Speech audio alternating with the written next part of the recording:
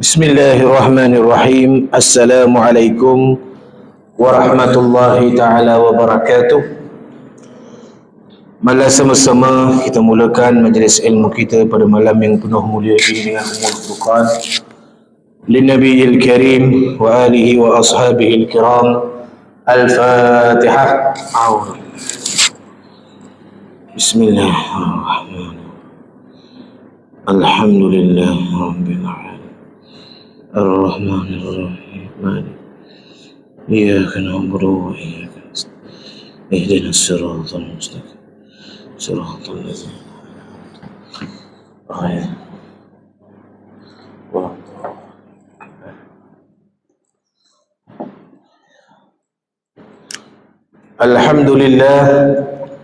Alhamdulillahi Rabbil Alamin. Alhamdulillahilladzi an'ama alaina bil iman wa hadana ila dinil Islam. Alhamdulillahilladzi ja'alana min ummati sayyidina Muhammadin sallallahu alaihi wasallam. Kullama dzakarahu dzakiruna wa ghafala an zikrihil ghafilun. Ya Rabbi bil Mustafa balligh maqasidana waghfir lana ma madha ya wasi'al karami. Ya Sayyidi sanadi ghawthi wa ya madadi kulli zahiran alal a'da'i bil madadi mujira hirdi wa khuz biyadi mada mudadi Khalifatullahi fina ya muhyiddin. Muradi ya muradi ya muradi Muradi Syekh Qadirullah muradi wa syauqi anta ya kutubaz zamani wujudi mazharullahi sultani. Allahumma salli ala habibika wa rasulika Sayyidina Muhammadin ashrafil makhluqin wa ala alihi wa sahbihi wa man tabi'ahum bi ihsan ila yaumiddin. Qala rabbi shrah li sadri wa yassir li amri wa hlul 'uqdatam min lisani yafqahu qawli. Qala subhanaka la ilma lana illa ma 'allamtana innaka antal alimul hakim wa la hawla wa la quwwata illa billahil aliyyil azim. Amma ba'du. Yang berusaha, Tuan Pengurusi serta Jawatan Kuasa Pengurusan Surau yang saya muliakan, Tuan-Tuan Haji, Tuan-Tuan Imam, Tuan-Tuan Bilal, para asatizah, Tuan-Tuan Guru, para alim ulama, Tuan-Tuan Haji, Puan-Puan Hajah, hadirin hadirat yang dirahmati Allah Subhanahu wa Ta'ala sekalian. Pertama dan terutamanya, marilah sama-sama kita merafakkan setinggi-tinggi rasa syukur kita, puji kita ke hadrat Allah Subhanahu wa Ta'ala kerana dengan izin dan limpah kurnia, inayah serta riayahnya pada malam yang penuh mulia ini, Allah Subhanahu wa Ta'ala masih lagi dapat memberikan kita satu peluang, satu ruang dan satu kesempatan dalam kesibukan kita menguruskan hal-hal keduniaan kita untuk kita memberikan sedikit masa, yaitu untuk memenuhi ruang-ruang saf dalam rumah-rumah Allah ini sebagai salah satu cara dan usaha untuk kita meninggikan syiar agama Allah Subhanahu wa Ta'ala dengan pelaksanaan solat fardu secara berjamaah. Bersyukur juga kita ke hadrat Allah atas kurniaan sebesar-besar nikmat, iaitu nikmat Islam dan juga nikmat iman. Juga tidak kita lupakan nikmat sebagai umat baginda Nabi Muhammad sallallahu alaihi wasallam yang menjadi asbab, yang mana dengan menjadi umat baginda Nabi ini menjadi satu asbab kita mudah untuk mendapatkan rahmat, keberkatan, kemuliaan, kebahagiaan daripada Allah Subhanahu wa Ta'ala, yang mana segala nikmat yang telah kita sebutkan sebentar tadi wajib kita sebagai hamba kepada Allah dan umat baginda Nabi sallallahu alaihi wasallam untuk terus bersyukur kepada Allah dengan melafazkan dengan ucapan kalimah alhamdulillah thumma alhamdulillah. Apa khabar tuan-tuan hadirin yang dirahmati Allah Subhanahu wa Ta'ala? Moga senantiasa sihat wal afiah, sejahtera dan sentosa, sentiasa dalam bawah naungan rahmat dan perlindungan Allah Subhanahu wa Ta'ala. Amin Allahumma amin, insyaAllah. InsyaAllah tuan-tuan hadirin yang dirahmati Allah, pada malam ini kita akan sambung pengajian kita dalam bab tasawuf yang telah kita tangguhkan dalam pengajian yang lepas, yang mana telah kita menyentuh mengenai perihal kemuliaan pengasas ataupun yang telah menyusun ilmu tasawuf, iaitu Syekh Abdul Qadir Al-Jailani qaddasallahu ta'ala sirrahul aziz. Jadi pada malam ini kita akan sambung sedikit dan masuk kepada bab yang baru mengenai hati. Jadi sebelum masuk pada bab yang baru ini tuan-tuan, kita habiskan pengajian yang lepas mengenai perihal Syekh Abdul Qadir Al-Jailani. Beliaulah yang mengenalkan dan telah mengembangkan ilmu tasawuf ke serata dunia. Daripada beliaulah tercetusnya banyak aliran dan fahaman-fahaman yang terus mengkaji apa itu ilmu tasawuf, yang mana pada zaman Nabi tak ada perbahasan khusus mengenai ilmu tasawuf itu sendiri. Zaman beliau lah, beliau nampak, beliau faham, lalu beliau buat kitab-kitab, beliau mengarang dan mensyarah serta menterjemah tafsir-tafsir mengenai kepentingan kita bertasawuf kepada Allah Subhanahu wa ta'ala. Sehinggalah pada satu ketika beliau sedang bercerita dengan ataupun sedang memberi ilmu kepada anak murid beliau, datanglah ketika beliau sedang mengajar, datanglah khadam ataupun pembantu beliau bagi salam lalu bertanya, Syekh Abdul Qadir Al-Jailani ini terkenal dengan pedagang ataupun businessman yang berjaya dan kaya, serta pedagang sutra yang paling hebat pada zaman berkenaan. Tekstil lah, pakaian-pakaian, kain-kain ni semua yang ekspor lah Syekh Abdul Qadir Al-Jailani, dan juga kurma-kurma yang ada di Iraq itu hampir kesemuanya merupakan daripada ladang-ladang beliau. Maka ketika berjalannya import dan ekspor perdagangan ini pada satu hari dengan izin Allah Subhanahu wa ta'ala, ketika Syekh Abdul Qadir Al-Jailani sedang mengajar dalam kelas, mengajar anak murid ni, tiba-tiba datanglah pembantunya ini bagi salam kepada Syekh Abdul Qadir Al-Jailani. Betul tak Syekh Abdul Qadir Al-Jailani tanya, kenapa? Ada apa kau datang ni? Aku tengah ngajar ni. Katanya, wahai tuan guru, saya baru dapat perkhabaran kapal yang membawa barang dagangan kita telah pun karam di tengah laut. Dalam setengah riwayat menyebut kerugiannya hampir berjuta, sebab satu kapal kesemuanya hampir barang-barang dagangan Syekh Abdul Qadir Al-Jailani. Zaman dulu tak ada pula kapal terbang yang boleh ada barang-barang kargo ni, jadi digunalah kapal-kapal laut. Maka bila berita itu sampai di telinga Syekh Abdul Qadir Al-Jailani, apakah yang dilakukan? Apa reaksi beliau? Beliau dah hanya dengan menundukkan kepala. Dalam riwayat menyebut beliau menundukkan kepala. Kenapa tundukkan kepala?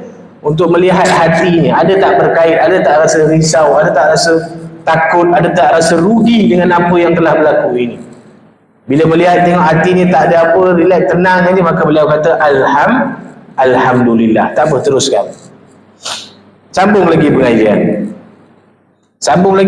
Tengah-tengah sambung, lepas beberapa ketika datang balik khadam yang tadi itu, pembantunya datang kembali. Jumpa lagi Syekh Abdul Qadir Jailani. Kata Syekh Abdul Qadir, apa lagi ni? Maka katanya, wahai tuan guru, info tadi itu salah. Kapal kita selamat, yang bawa barang dagangan kita selamat, tapi kapal yang belakang dia itu yang karam. Jadi barang dagangan kita, barang perniagaan kita ni selamat. Maka lagi sekali beliau tundukkan kepalanya melihat ke dalam hati. Ada tak rasa gembira dengan apa yang berlaku? Tak ada. Biasa saja. Maka beliau ucap Alhamdulillah. Ini nak menunjukkan kepada kita bahawa redha atas segala ketentuan Allah Subhanahu wa ta'ala itulah yang menjadi intipati sebenar sebagai kita hamba kepada Allah perlu ada dalam setiap diri kita. Ini bukan pada zaman hari ini kita tengok barang Shopee itu dah keluar delivery ya. 3 hari dah order. Tak sampai-sampai dah kita buat cerita macam-macam dah. Beli karton 4 dia tuan-tuan. Ini mesti budak yang ngantor tu rembat dia kata. Dia koyaknya plastik ni. Kita tak boleh, walaupun benda yang remeh. Dah keluar, parcel out for delivery. Ataupun dah delivered pun. Mungkin anak kita ambil, mungkin isteri kita ambil, lupa nak maklum. Kita dah risau, gelabah. Mana barang ni? Itu beza kita dengan para awliya Allah Subhanahu wa ta'ala. Mereka rugi hampir berjuta, namun Allah ubah takdir itu sekejap ya. Nak melihat, nak uji Syekh Abdul Qadir Jailani tahap keimanan dan redanya kepada Allah bagaimana. Sebab itulah kita lihat berapa ramai anak murid beliau yang ada selepas itu, sehinggalah yang ada pada hari ini para masyayikh. Bila kita cerita tentang dunia ini, mereka tak nak dengar. Sebab apa? Bagi mereka dunia ni sia-sia. Tapi bila cerita tentang asyik, cerita tentang mahabbah terhadap baginda Nabi, beliaulah, merekalah orang-orang yang terus bergembira, terus memberi sokongan dan dorongan. Jadi sifat-sifat seperti inilah yang perlu ada dalam diri kita, agar kita dapat memperolehi kebahagiaan, ketenangan dalam kehidupan kita semua. Kerana apa? Ilmu tasawuf ini tuan-tuan, seperti yang saya pernah maklum dalam awal-awal pengajian kita, bahawa bukanlah ilmu yang boleh kita tuntut dengan membaca semata-mata. Kalau rasa kita nak baca, kita boleh beli kitab tasawuf yang ada dekat toko-toko buku tu, belilah baca. Baca boleh, tapi nak faham bukan mudah. Sebab dia perlu pada pemahaman naluri hati. Kita perlu faham apa yang ada dalam diri kita untuk kita bersihkan sebelum memasukkan sesuatu kebaikan. Sebab tu dalam tasawuf disebut tajalli dengan tahalli. Menyucikan hati daripada perkara yang kotor, kemudian memasukkan dengan sifat-sifat yang baik. Itulah tasawuf yang sebenar-benarnya. Jadi kita ambil kisah-kisah para alim ulama terdahulu ni untuk apa? Untuk kita faham bagaimana cara mereka redha dan yakin dengan ketentuan mutlak Allah Subhanahu wa ta'ala. Kalau macam kita hari ni masih lagi was-was. Kalau kita cerita tentang orang munafik tu apa tuan-tuan ciri-cirinya? Bila berjanji dia berdusta. Bila diberi amanah dia khianati. Bila bercakap dia. Jadi itulah orang munafik. Itu ciri dia. Itu ciri-ciri orang munafik. Tapi yang dimaksudkan dengan munafik itu tak ada orang pernah bahas. Itu ciri-ciri orang munafik yang biasa kita dengar tu ciri-ciri. Yang dimaksudkan, yang diertikan dengan munafik itu apa? Dia zahirkan keislaman. Ini maksudnya tuan-tuan, niat. Dia zahirkan, nampak dari sudut tubuh badan dia, perlakuannya, ibadahnya macam orang Islam hebat. Tapi dalaman dia ragu-ragu dengan Allah Subhanahu wa ta'ala. Ini maksud munafik. Yang tadi tuan-tuan sebut janji, mungkir, amanah, khianat, itu ciri. Yang dikatakan dengan munafik itu adalah menzahirkan Islaman, akan tetapi sebaliknya dalam hati ini ada rasa keraguan dan was-was dengan kuasa Allah Subhanahu wa ta'ala. Contohnya kita sembahyang, cukup sembahyang, pergi masjid surau 5 waktu. Kita pun sembahyang cukup, sembahyang puasa semua, Allah uji, bagi kita kesusahan, hilang kerja, ada masalah kesihatan. Lepas tu kita tengok orang yang kat luar yang tak sembahyang, Allah beri kekayaan, Allah bagi nikmat, maka kita dah mula ragu dengan Allah. Betul ke apa yang aku belajar ni? Betul ke ibadah ni? Betul ke Islam ni? Aku buat semua tapi aku yang kena. Sebaliknya orang yang tak ikut, yang tak buat, makin kaya, makin sihat dan sebagainya. Itu maksud munafik yang sebenar. Yang kita selama ni dengar ciri-ciri. Itu ciri-ciri, bukan orang munafik. Dan kata Imam Ghazali, dan ciri-ciri itu seandainya ada pun pada jasad seseorang, belum tentu orang tu orang munafik. Contohnya, bila suami dan isteri kat rumah kan, suami dah janji malam ni nak keluar, tiba-tiba ada pula kerja emergency. Adakah suami itu munafik? Sebab dah janji, lepas tu dia mungkiri? Belum tentu. Sebab tu Imam Ghazali sebut itu ciri-ciri. Tak semestinya orang yang ada ciri-cirinya orang munafik. Tapi yang dikatakan munafik itu mestilah orang yang zahir keislamannya, ibadah tak pernah tinggal, tapi was-was, ragu dengan kekuasaan Allah Subhanahu wa ta'ala. Baik, selesai pengenaan Syekh Abdul Qadir. Al-Jailani. Maka kita masuk tajuk yang baru yang ini mengenai hati. Berkaitan ni semua. Jadi baginda Nabi SAW bersabda dalam sebuah hadis, ala wa inna fil jasadi mudghah. Maka demi sesungguhnya pada setiap jasad itu ada mudghah, satu segumpal daging. Iza salahat salaha jasadu kullu wa iza fasadat fasada jasadu kullu. Jika daging itu bersih, sihat, maka sihatlah seluruh jasadnya. Jika daging itu, segumpal daging itu rosak, kotor, maka rosak dan binasalah seluruh jasadnya. Ala wahiyal qalb, itulah hati. Dalam hadis yang lain baginda Nabi SAW juga pernah bersabda, qalbul mu'minin arsyullah. Qalbul mu'minin arsyullah. Hati orang-orang yang beriman, bukan hati semua orang, teman. Hati orang-orang yang yakin dengan Allah, para aulia, para anbiya, para mursalin ini adalah arsyullah, arasy Allah Subhanahu wa ta'ala. Biasa kita dengar Ar-Rahman alal arsy istawa. Allah berada di arasy dia, kan? Tapi salah satu arasy Allah itu adalah dalam hati orang-orang yang beriman. Itu hadis baginda Nabi sallallahu alaihi wasallam. Jadi bila cerita perihal hati ini, tuan-tuan, ia berkait dengan jasad. Ada jasad, ada hati. Jasad ini yang kita nampak secara zahir, hati ini yang berada di dalam yang kita tak nampak. Seperti mana jasad adanya ketaatan kepada Allah dan juga ada juga kemaksiatan kepada Allah. Jasad itu taat kepada Allah dengan melaksanakan segala perintah Allah, iaitu sembahyang, puasa, bayar zakat, membantu orang lain, baca Quran, mengangkat Al-Quran dan sebagainya. Itu salah satu bentuk jasad dari sudut taat kepada Allah Subhanahu wa ta'ala. Dan jika jasad itu melakukan kemungkaran kepada Allah, iaitu pergi ke tempat-tempat maksiat, mencederakan, menghina, menyakiti orang lain, itu dari sudut kemaksiatan. Sama juga dengan hati. Hati itu juga ada ketaatan dan ada kemaksiatan kepada Allah Subhanahu wa ta'ala. Maka Syekh Abu Hamid Al-Ghazali atau Imam Al-Ghazali rahimahullahu ta'ala alaih dalam kitabnya Ihya Ulumuddin menyebut ummahat, ibu kepada segala penyakit hati itu ada 4. Ibu bagi segala penyakit hati itu ada 4. Yang pertama, tulul amal, iaitu panjang angan-angan. Tulul amal, panjang angan-angan. Suka sangat berangan-angan. Dulu ada cerita Pak Pandi, habis orang macam tu lah. Suka sangat berangan-angan. Tak salah nak berangan-angan, tuan-tuan, tapi jangan melampau. Jangan sentiasa berangan-angan. Itu yang pertama. Penyakit-penyakit hati yang utama lah.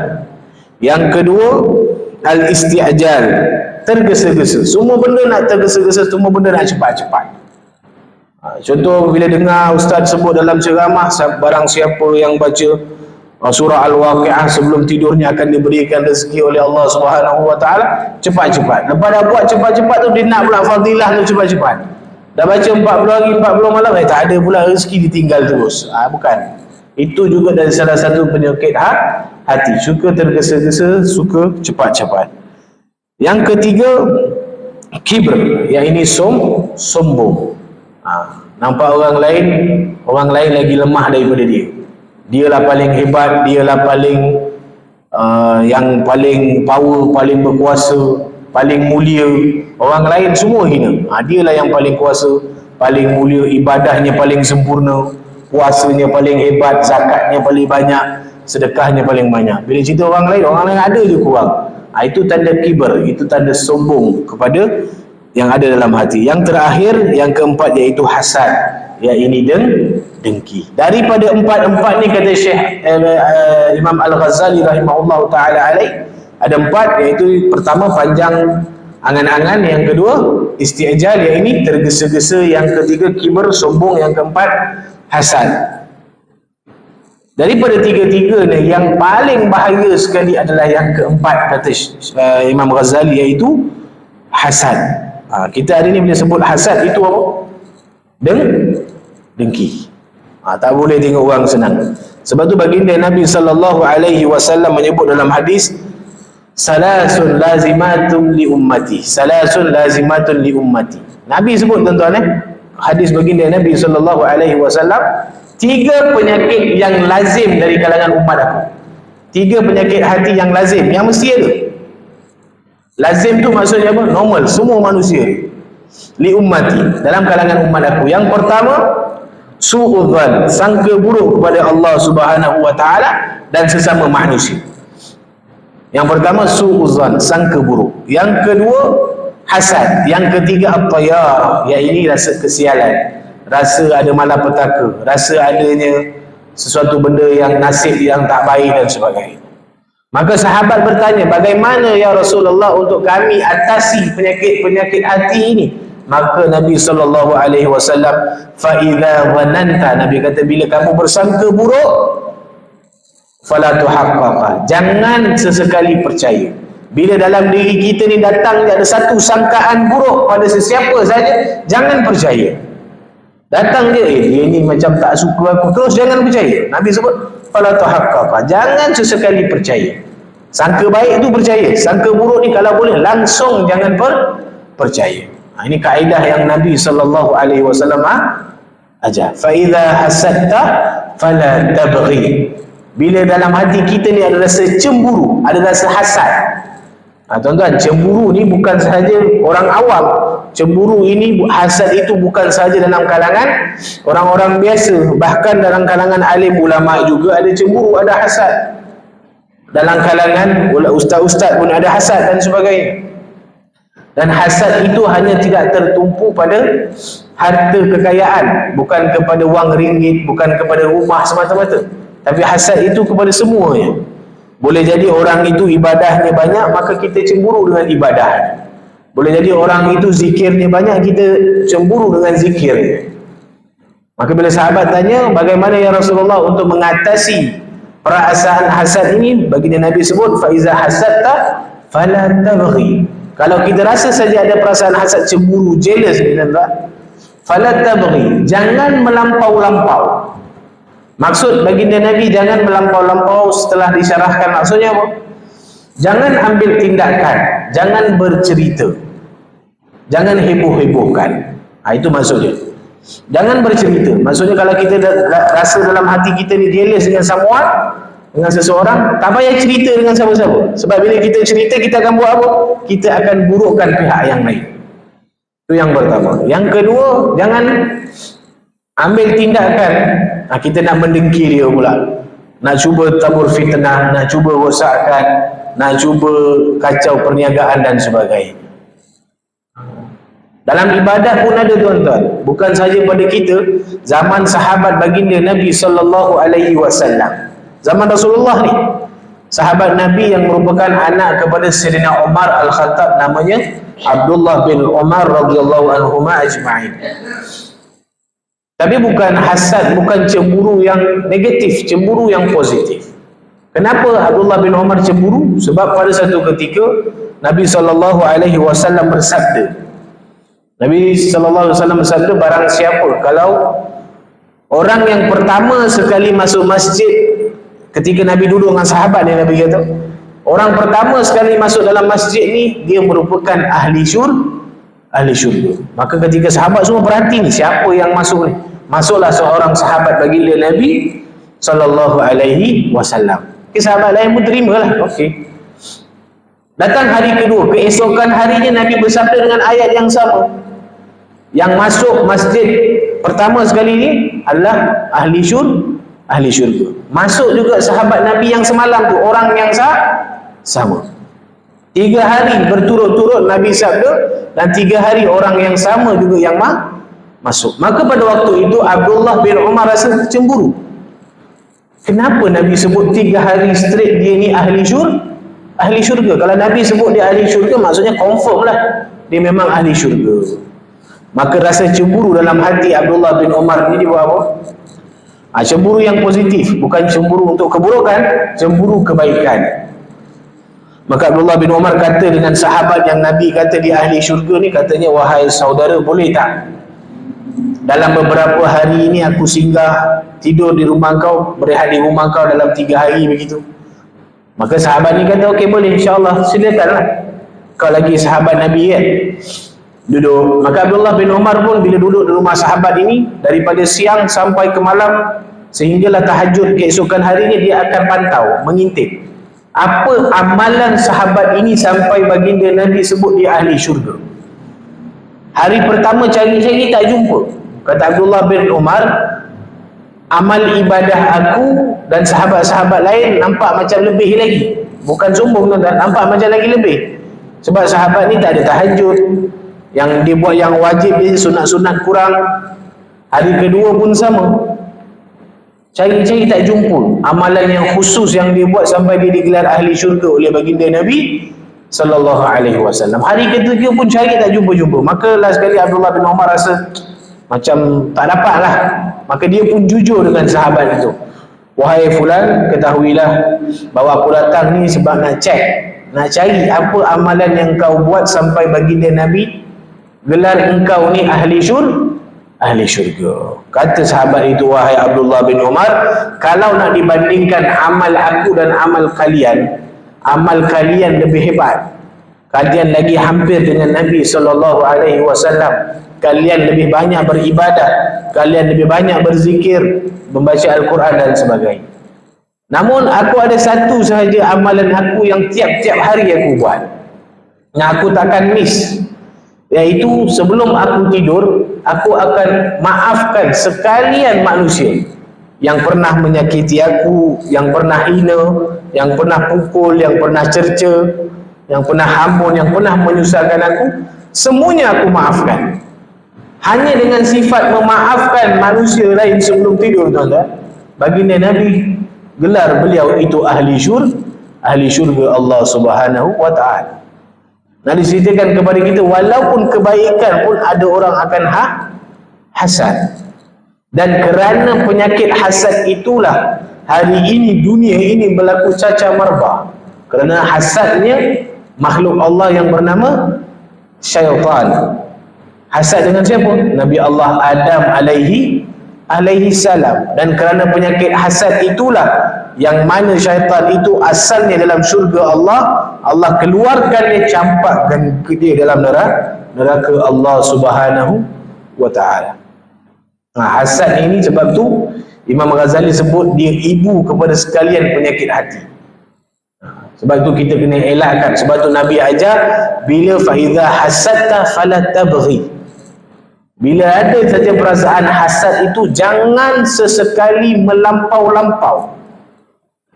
Jadi ada cara yang lain Nabi ajar apa? Bila kita nampak orang tu ada kelebihan, mungkin Allah berikannya rezeki yang lebih, perniagaannya baju, kerjanya kerja pula jawatan yang hebat-hebat. Maka apa caranya kalau kita ada rasa macam tu? Kita terus doa kepada Allah, ya Allah, kalau dia tu kaya, jadikanlah dia lebih kaya lagi. Kalau dia ada pangkat yang tinggi, ya Allah, jadikanlah dia lagi bos lagi, kedudukannya lagi tinggi lagi. Kalau perniagaannya baru nak maju, ya Allah, jadikanlah dia businessman yang sangat berjaya. Kita lawan penyakit itu dengan doa dan kebaikan. Ini yang diajar oleh baginda Nabi sallallahu alaihi wasallam. Kerana penyakit hasad inilah baginda Nabi sallallahu alaihi wasallam pernah bersabda di hadapan para sahabat, atadruna man al-muflis? Adakah kalian tahu siapa dalam kalangan umat aku yang digelar muflis? Maka sahabat menjawab apa? Yang kami faham akan muflis itu ya Rasulullah, iaitu orang-orang yang tidak ada harta dan kekayaan. Maka Nabi jawab, itu dari satu sudut, tapi sudut yang lain, orang yang muflis dari kalangan umat aku adalah yang mana mereka ini membawa pahala salat, pahala puasa, pahala zakat, pahala sedekah, amal jariah di hadapan Allah di hari kiamat nanti. Dan sekalian pahala yang dibawa di hadapan Allah itu perlu diberikan kepada orang-orang yang pernah dia sakiti, pernah dia hasad, pernah dia ngumpat, pernah dia kecewakan, pernah dia cerca maki hamun.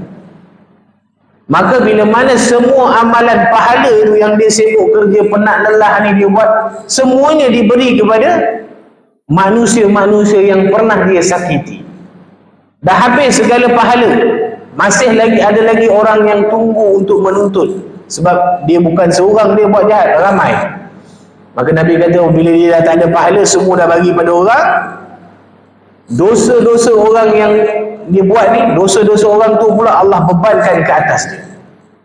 Dosa-dosa orang lain pula tu dia bebankan ke atas dia.